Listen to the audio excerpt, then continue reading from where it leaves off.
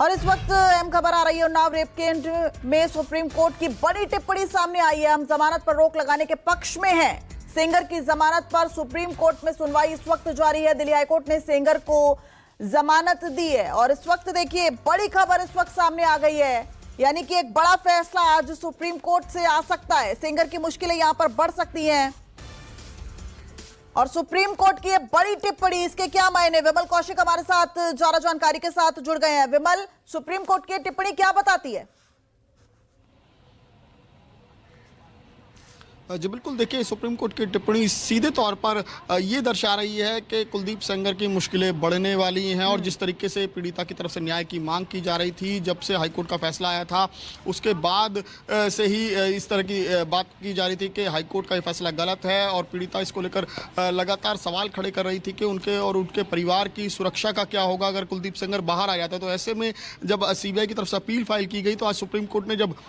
सुनवाई शुरू हुई तो एसजी की तरफ से ही जो सॉलिसिटर जनरल है उनकी तरफ से कई अहम दलीलें दी गई, जिसमें उन्होंने कहा कि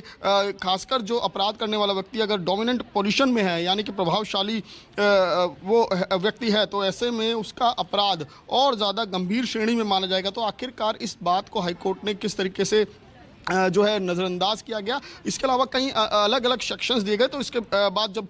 जो सीजीआई उनकी तरफ से ये कहा गया कि हम भी इस पर रोक लगाने के पक्ष में हैं, तो ये अपने आप में ही अहम चीज़ थी जो सीजीआई की तरफ से कहा गया कि और इससे ये माना जा रहा है कि इसमें कुलदीप सेंगर के लिए बड़ा झटका, जो रियायत उनको लग रहा था कि उन्हें हाईकोर्ट से मिली थी, तो उसमें ये सुप्रीम कोर्ट ने साफ कर दिया है कि वो फिलहाल रियायत देने के मूड में नहीं है। और जिस तरीके से इस पूरे मामले में, क्योंकि जो एसजी हैं सीबीआई की तरफ से लगातार दलीलें दी जा रही हैं, खासकर जो पॉस्को एक्ट है और उसके अलावा जो क्योंकि इनकी तरफ से जो दलील दी गई थी, कुलदीप सेंगर की तरफ से जो दलील दी गई थी उसमें कहा गया था कि जब ये सजा गई थी या जब ये अपराध हुआ था तब वो लोक सेवक नहीं थे, पब्लिक सर्वेंट नहीं थे, तो ऐसे में उन पर गंभीर अपराध नहीं बनता, जिसको एसजी की तरफ से अलग अलग एग्जाम्पल देकर, अलग अलग केसेस के एग्जाम्पल देकर जिसमें कोर्ट के सामने कहा गया कि इसमें कई और महत्वपूर्ण फैक्ट्स हैं जिनको नज़रअंदाज किया गया हाईकोर्ट की तरफ से। तो फिलहाल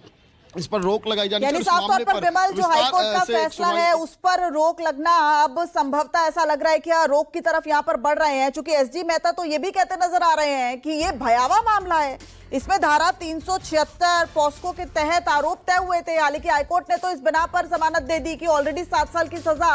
सेंगर भुगत चुके हैं, लेकिन सुप्रीम कोर्ट ये मानने को तैयार नहीं है। लग रहा है कि जो प्रदर्शन था, जो पीड़िता का दर्द था, वो भी अब कहीं ना कहीं सुप्रीम कोर्ट के सामने है। जी बिल्कुल, देखिए क्योंकि जो एसजी है तुषार मेहता, उनकी तरफ से जो दलीलें दी गई उसमें महत्वपूर्ण चीज ये भी कहा गया, विमल लौटूंगी आपके पास, बने रहिएगा जरा हमारे साथ इस वक्त।